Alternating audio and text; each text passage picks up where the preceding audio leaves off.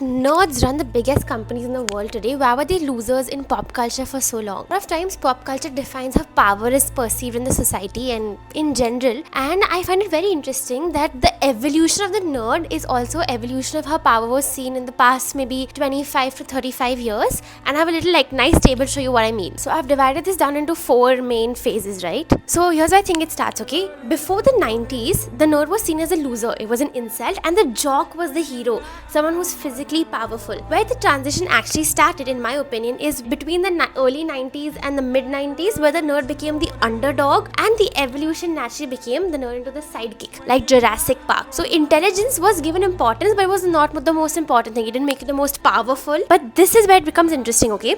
In the early 2000s, there were 2 versions of this evolved nerd. One was a physically strong one, and one was powerful in terms of money. Now, the physically strong ones were Hulk, Iron Man. They're very intelligent, nerdy, smart people, but their actual power only comes out when they become physically strong. Now, with Iron Man, that was the armor, and with Hulk, it was when he became Hulk and was not Dr. Banner. With money, it was the social network. It was the portrayal of Facebook. Even though the nerd was powerful, they were not seen as emotionally intelligent or an evolved, overall likable person, right? Social network make us not like the nerd, even if the nerd was powerful. Here is where I think the actual transition started in 2015 with Stranger Things, 2016, where the nerd became the hero. Sure, over time with Stranger Things, we've realized that Eleven is strong and she really can be a big main character, but she's not the only character that can make a difference. Mike, Dustin, Lucas, Erica have gotten so far on virtue of being nerds. While Steve is powerful and cool, these people basically drive the narrative. In fact, Will became strong because he was emotionally resilient. The point of telling you all this is that what a dream job, what the most high-paying salary has been over time and what it's become, because tech has taken the forefront, nerds have suddenly become cool without knowing how to be cool. I see more and more shows about startups and technology now rather than high school dramas where the jock was the hero. So